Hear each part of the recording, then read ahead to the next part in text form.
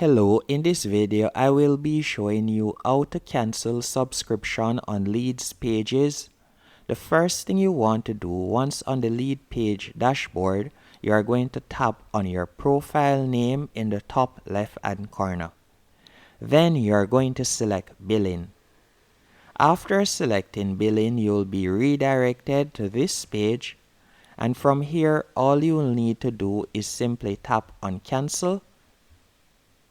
After selecting cancel, you'll be redirected to this page on which you can either choose to get 30 days free or you could tap on no thanks.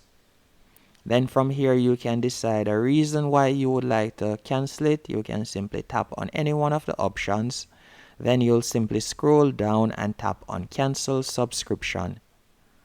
And that's it. You can stand right here where you see I understand.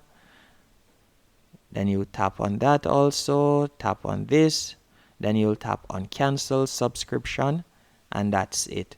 Hope you found this video helpful and informative. If you did, be sure to hit the like button